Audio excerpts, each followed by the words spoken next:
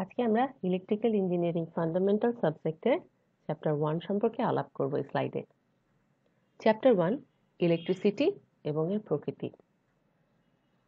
যে কোনো পদার্থকে অর্থাৎ কঠিন, তরল এবং বায়বীয় পদার্থকে ভাঙলে আমরা প্রথমে পাই অণু, এবং অণুকে ভাঙলে পাই পরমাণু। অর্থাৎ কোন একটা পদার্থকে ভাঙলে আমরা অণু এবং পরমাণু পেয়ে থাকি। পদার্থের সেই ক্ষুদ্রতম কণিকার নাম হচ্ছে পরমাণু। এই পরমাণুকে যদি ভাঙি আমরা পেয়ে থাকি ইলেকট্রন, প্রোটন এবং নিউট্রন। অর্থাৎ যে কোনো পদার্থ, এটাকে প্রথমে ভাঙলে আমরা পাচ্ছি অণু, পরমাণু, পরমাণুর ভিতর থেকে পাচ্ছি ইলেকট্রন, প্রোটন, নিউট্রন। ইলেকট্রন হয়ে থাকে নেগেটিভ চার্জ যুক্ত, প্রোটন হয়ে থাকে পজিটিভ চার্জ যুক্ত, আর নিউট্রনের কোনো চার্জ নেই। এই কারণে দেখো ই এর পরে মাইনাস দেওয়া অর্থাৎ নেগেটিভ চার্জ, ই এর পরে প্লাস দেওয়া অর্থাৎ পজিটিভ চার্জ। আচ্ছা, পদার্থের মাঝে এই নেগেটিভ চার্জযুক্ত ইলেকট্রন প্রবাহের হারকে বৈদ্যুতিক কারেন্ট বা ইলেকট্রিসিটি বলে। অর্থাৎ একটা যে কোনো পদার্থের মাঝে এই নেগেটিভ চার্জযুক্ত ইলেকট্রন এটা যদি মুভ করে বা প্রবাহের হার অর্থাৎ যে কোনো একটা জায়গা থেকে অন্য জায়গায় যাচ্ছে, ইলেকট্রনের পাস করছে, তখনই কারেন্ট উৎপন্ন হয়। ওটাকে আমরা ইলেকট্রিসিটি বলি। এটা একটি অদৃশ্য শক্তি যা চোখে দেখা যায় না, কেবল অনুভব করা যায়। কারেন্টকে আমরা চোখে দেখতে পাই না, কিন্তু অনুভব করতে পারি। আচ্ছা, এখানে একটা নতুন ওয়ার্ড আসলো যে হার। এই হার হচ্ছে সময়ের সাথে কোনো কিছুর পরিবর্তনকেই হার বলে।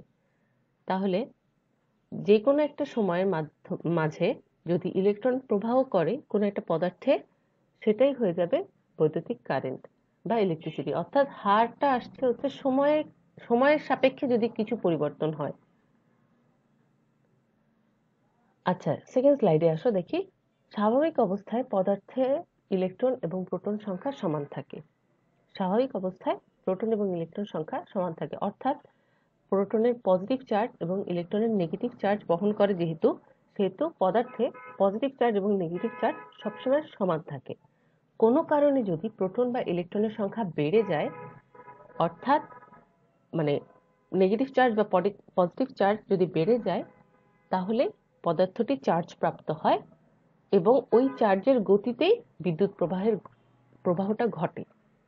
তাহলে নর্মাল অবস্থায় সব চার্জই সেম থাকে, অর্থাৎ ইলেকট্রন আর প্রোটন সেম থাকে। যদি কোনো কারণে একটা চার্জ বেড়ে যায়, তখন সেখানে অর্থাৎ পদার্থটি চার্জ প্রাপ্ত হয় এবং সেই চার্জের মুভমেন্টটাই হচ্ছে বিদ্যুৎ প্রবাহ ঘটায়। বিদ্যুৎ দুই প্রকার, একটা হচ্ছে স্থির বিদ্যুৎ, একটা হচ্ছে চলবিদ্যুৎ। স্থির বিদ্যুৎ হচ্ছে যেই বিদ্যুৎ চলাচল করে না, একই জায়গায় থাকে, সেটাই হচ্ছে স্থির বিদ্যুৎ। আর চলবিদ্যুৎ হচ্ছে যেই বিদ্যুৎ চলাচল করে, অর্থাৎ পরিবাহীর ভিতর দিয়ে চার্জ চলাচল করতে পারে, এটাই হচ্ছে চলবিদ্যুৎ। আসলে নামের সাথে আমাদের মিল রেখে সংজ্ঞাটা সাজাতে হয়েছে। এই চলবিদ্যুৎ হচ্ছে দুই প্রকার, একটা হচ্ছে এসি, একটা হচ্ছে ডিসি। ডিসি এর পূর্ণ নাম হচ্ছে ডাইরেক্ট কারেন্ট। ডাইরেক্টের ডি আর কারেন্টের সি, এই দুটো মিলাই হচ্ছে ডিসি। ডাইরেক্ট কারেন্টটা হচ্ছে সময়ের সাথে যে কারেন্টের মান ও দিকের কোনো পরিবর্তন হয় না, তাকে ডাইরেক্ট কারেন্ট বলে।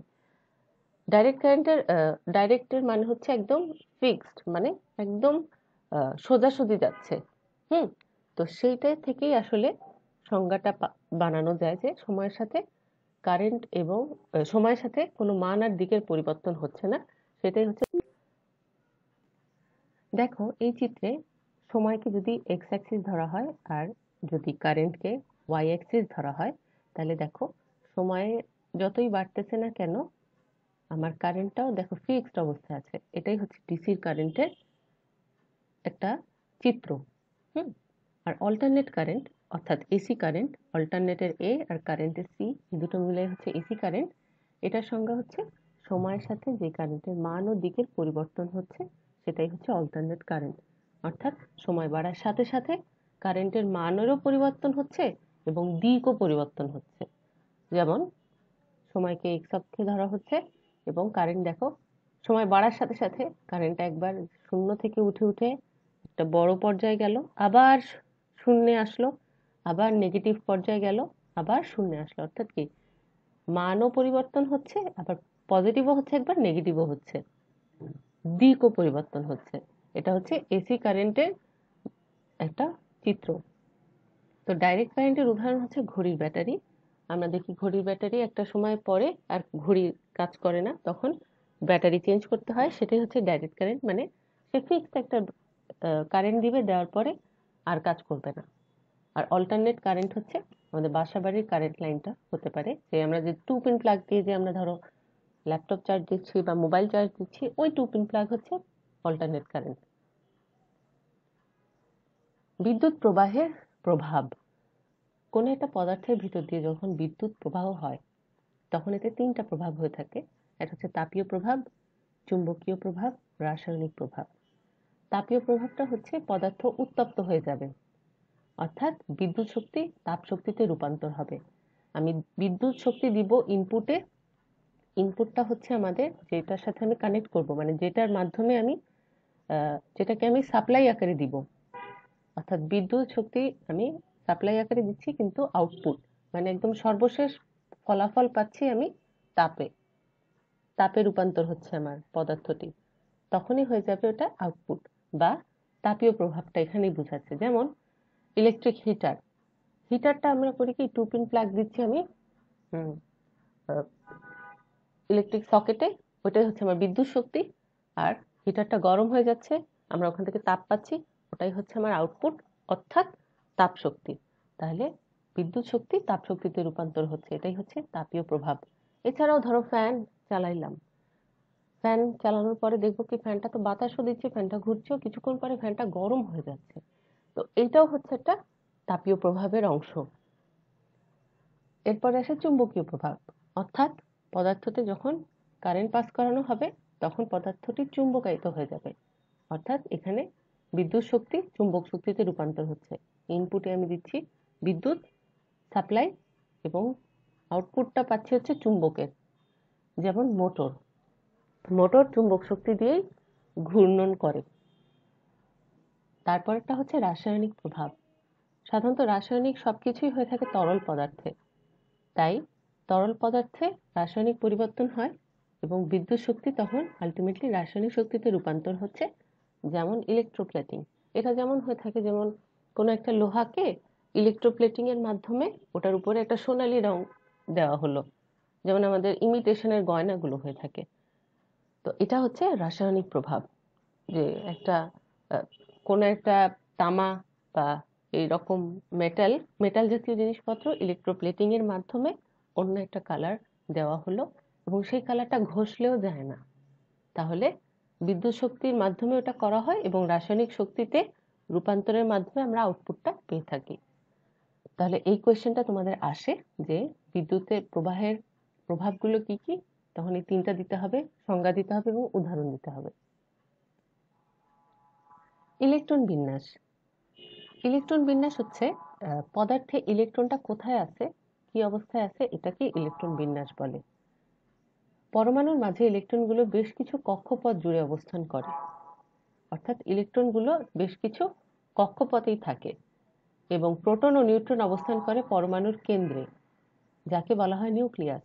অর্থাৎ প্রোটন এবং নিউট্রন থাকতেছে একদম পরমাণুর কেন্দ্রে, কিন্তু ইলেকট্রনগুলো থাকতেছে কক্ষপথের মধ্যে।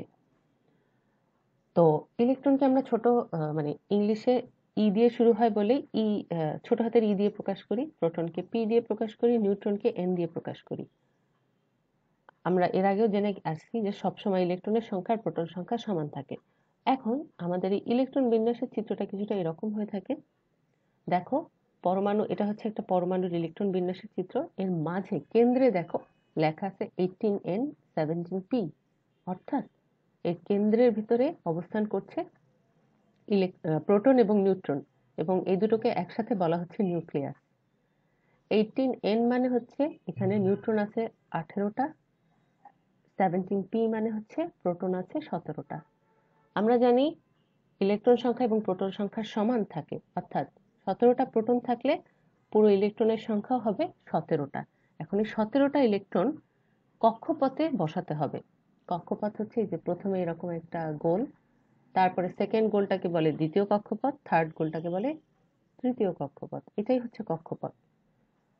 তো এই ইলেকট্রনগুলো বসানোর জন্য যে যেমন যেন তেনভাবে তো আর বসানো যায় না, সেই বসানোর জন্য আমাদের একটা সূত্র প্রয়োগ করতে হয়। সেই সূত্রটাই হচ্ছে 2n স্কোয়ার, যেখানে n মানে হচ্ছে কক্ষপথ। তাহলে প্রথম কক্ষপথে অর্থাৎ n এর মান যখন 1 হবে, 1 এর জন্য n এর জায়গায় 1 বসবে, তাহলে 1 স্কোয়ার মানে হচ্ছে 1, সে তার সাথে 2 গুণ দিলে হবে 2। তাহলে প্রথম কক্ষপথে ইলেকট্রন সংখ্যা সবসময় 2 হবে, 2 এর বেশি হবে না। প্রথম কক্ষপথে দুটোই ইলেকট্রন বসানো যাবে, 2 এর কম হতে পারে অর্থাৎ 1 হতে পারে, কিন্তু 2 এর বেশি 3 বসানো যাবে না।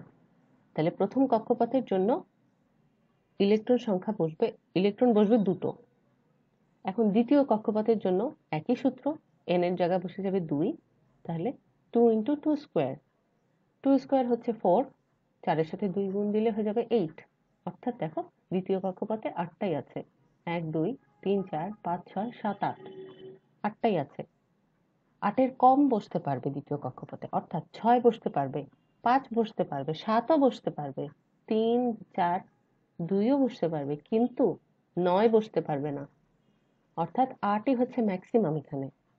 তাহলে প্রথম কক্ষপথের জন্য যেমন 2 পেলাম, দ্বিতীয় কক্ষপথের জন্য 8 পেলাম। এখন তৃতীয় কক্ষপথের সূত্রটা কি হবে দেখো,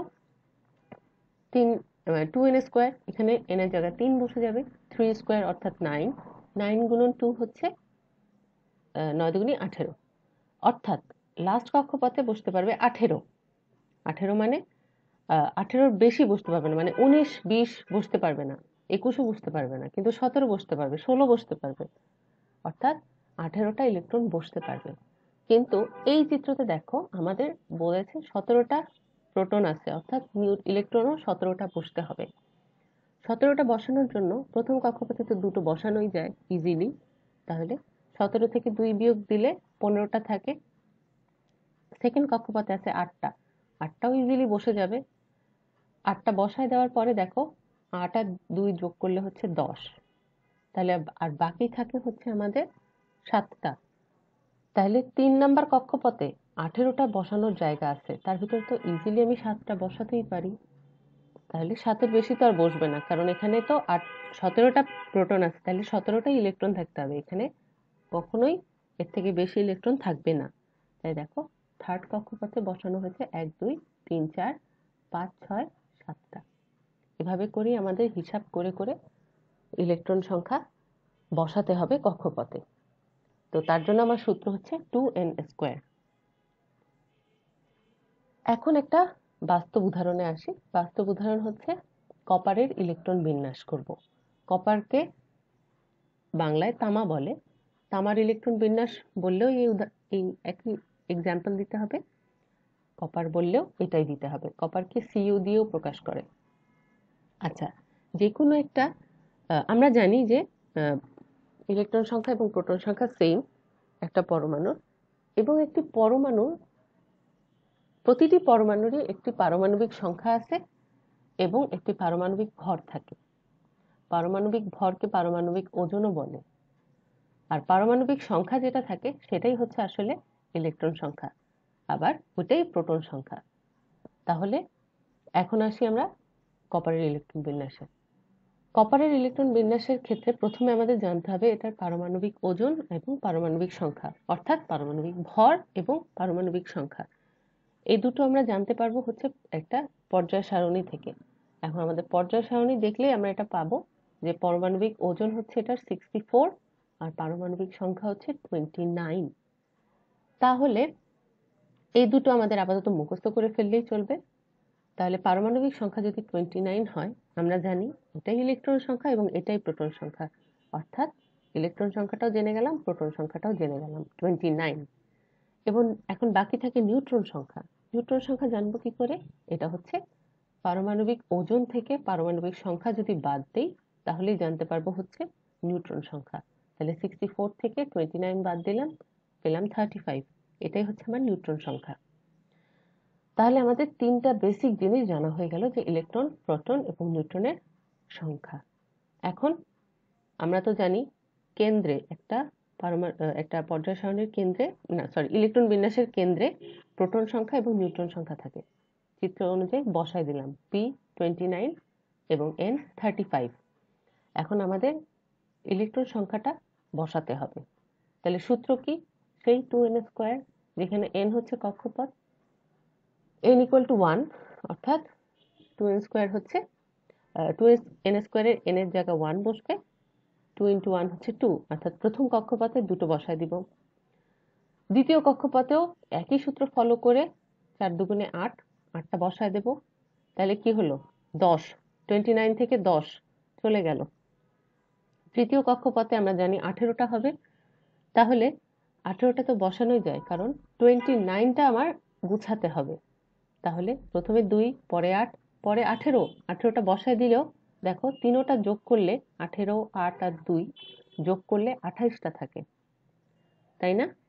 তাহলে চতুর্থ কক্ষপথে আমরা সেই n = 4 দিয়ে আমরা এই হিসাবটা করে দিতে পারি যে 29 - 2 + 8 + 18 = 1। তাহলে লাস্ট কক্ষপথে আমরা একটা বসায় দিতে পারি, অর্থাৎ চতুর্থ কক্ষপথে 1 বসলো। প্রথম কক্ষপথে 2, পরেরটাতে 8।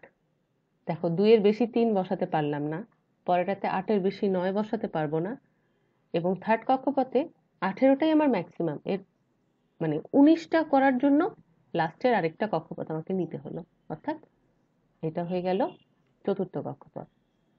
তো এই আমাদের চিত্রটাও দিতে হবে, চিত্রটা আমরা কম্পাসের মাধ্যমে দিব, দেওয়ার পরে চিত্রের নিচে লিখতে হবে চিত্র কপারের ইলেকট্রন বিন্যাস অথবা তামার ইলেকট্রন বিন্যাস। এই কোশ্চেনটা খুব ইম্পর্টেন্ট, এই কোশ্চেনটা আমাদের খুব ভালো করে মাথায় রাখতে হবে, পরীক্ষায় আসবে। মানে দুটো ইলেকট্রন বিন্যাস আছে, একটা কপারের ইলেকট্রন বিন্যাস আর একটা হচ্ছে অ্যালুমিনিয়ামের ইলেকট্রন বিন্যাস। কপারেরটা দেখানো হলো, অ্যালুমিনিয়ামটা নিজেরা বাসায় করব। যেকোনো দুটোর একটা যেকোনো আসতে পারে তোমাদের, তাই এটা পুরাটুকু এভাবেই লিখতে হবে।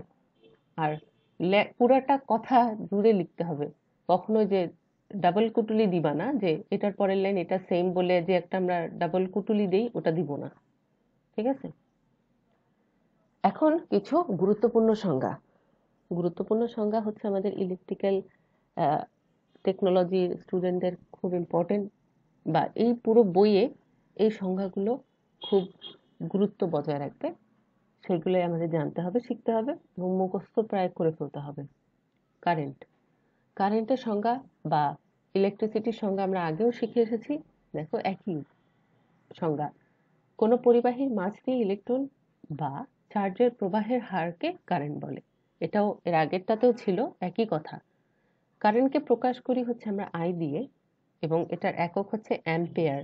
অ্যাম্পিয়ারকে লিখি এএমপি দিয়ে। এটা উচ্চারণ কিন্তু অ্যাম্পিয়ার, আম্পায়ার না। তারপরে এসেছে কুলম্ব। কুলম্ব হচ্ছে চার্জের একক, কে বলে কুলম্ব। কোনো পরিবাহীর মাঝ দিয়ে 1 সেকেন্ডে 1 অ্যাম্পিয়ার কারেন্ট প্রবাহ করতে যেই পরিমাণ চার্জ প্রবাহিত হয় তাকে কুলম্ব বলে।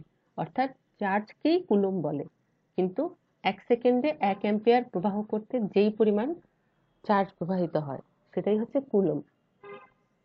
এটাকে আমরা প্রকাশ করি সি অথবা কিউ দিয়ে, একক হচ্ছে কুলম্ব। কুলম্বের একক কুলম্ব, COLOUMB, কুলম্ব। এরপর এসেছে রেজিস্ট্যান্স।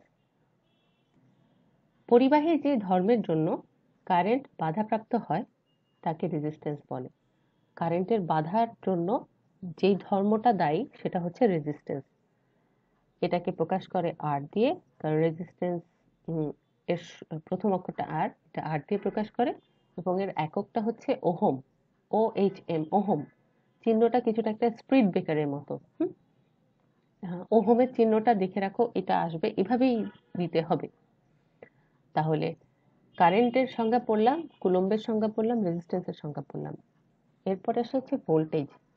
ভোল্টেজের সংজ্ঞাটা হচ্ছে, দেখি, কোনো বৈদ্যুতিক ক্ষেত্রের বাইরে কোনো বিন্দু থেকে একটি একক চার্জকে বিদ্যুৎ ক্ষেত্রের কোনো বিন্দুতে স্থাপন করতে বিদ্যুৎ ক্ষেত্রের অনুকূল বা প্রতিকূল যেই পরিমাণ কাজ করতে হয় সেটাই হচ্ছে বৈদ্যুতিক বিভব। আচ্ছা, বিভব হচ্ছে ভোল্টেজের বাংলা। তাহলে এটা সংজ্ঞাটা একটু ক্লিয়ার করে বললে এমন ভাবে দাঁড়ায় যে, কোনো একটা ধরো বিদ্যুৎ ক্ষেত্র আছে যার ভিতরে নেগেটিভ চার্জ ভরা, পুরোটুকুই নেগেটিভ চার্জ ভরা ধরো। তো বাইরে থেকে একটা পজিটিভ চার্জ এর ভিতরে আনতে আমার খুব একটা কঠিন কাজ করতে হবে না, কারণ পজিটিভের সাথে নেগেটিভ আকর্ষণ করে, তাই তখন হয়ে যাবে এটা অনুকূল পরিস্থিতি। কিন্তু বাইরে যদি একটা নেগেটিভ চার্জ থাকে, নেগেটিভটাকে যদি আবার নেগেটিভের পুরো নেগেটিভ চার্জ এর মাঝে আনা হয়, তাহলে কিন্তু ওটা কষ্ট করতে হবে, কারণ আসেই নেগেটিভ, ওর ভিতরে আরেকটা নেগেটিভ আনার কোনো মানে আনতে দিবে না আমাকে চার্জটা, সেটা হয়ে যাবে প্রতিকূল। অর্থাৎ কোনো একটা চার্জকে, বাইরের কোনো একটা চার্জকে যদি একটা বিদ্যুৎ ক্ষেত্রের ভিতরে আনতে হয়, যেই পরিমাণ কাজ করতে হবে সেই কাজটাই হচ্ছে ভোল্টেজ। অর্থাৎ ভোল্টেজ হচ্ছে কাজকেই বলা হয় ভোল্টেজ। এটাকে আমরা প্রকাশ করি ভি দিয়ে, একক হচ্ছে ভোল্টেজ বা ভোল্ট। আমরা ভোল্ট দিয়েও লিখতে পারি সংক্ষেপে, ভোল্টেজও লিখতে পারি। তাহলে আমাদের এই দুটো স্লাইডের কিছু গুরুত্বপূর্ণ সংজ্ঞা মাথায় রাখতে হবে। সংজ্ঞা চাইলে দিতে হবে, প্রকাশ কি দিয়ে প্রকাশ করে এটাও বলতে হবে, এবং এককটাও মাথায় রাখতে হবে।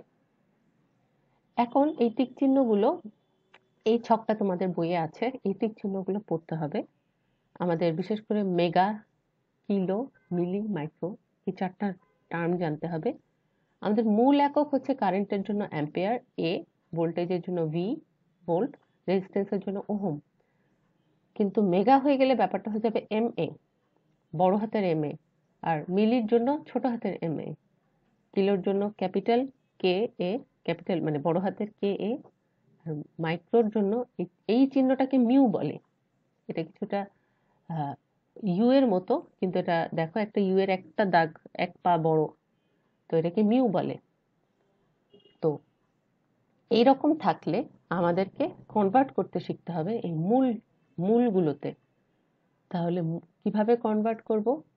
ধরো মেগা অ্যাম্পিয়ার আছে, এটাকে শুধু অ্যাম্পিয়ারে আনতে হবে, তাহলে 10⁶ নিতে হবে। 10⁶ মানে 10-এর পরে 6টা শূন্য, ওটাকে 10 লক্ষ বলে। যদি মিলি অ্যাম্পিয়ার থাকে, ওটাকে শুধু অ্যাম্পিয়ার করতে গেলে 10⁻³ আনতে হবে। -3 মানে হচ্ছে 10⁻³ মানে 1/10⁻³ অর্থাৎ 1000 ভাগের 1 ভাগ। একই রকম যদি মাইক্রোভোল্ট থাকে, মাইক্রোভোল্ট থাকলে এটাকে ভোল্টে নিতে গেলে 10⁻6 করতে হবে। কিন্তু যদি কিলোভোল্ট থাকে, এখানে ভি হবে উঠে নাই, কিলোভোল্ট থাকে তাহলে হবে 10⁻³ শুধু 3। একইভাবে মেগা ওহম থাকলে 10⁻6 আনতে হবে শুধু ওহম করার জন্য। মাইক্রো ওহম থাকলে 10⁻6 করতে হবে। তাহলে আমাদের এই চার্টটা শিখে ফেলতে হবে।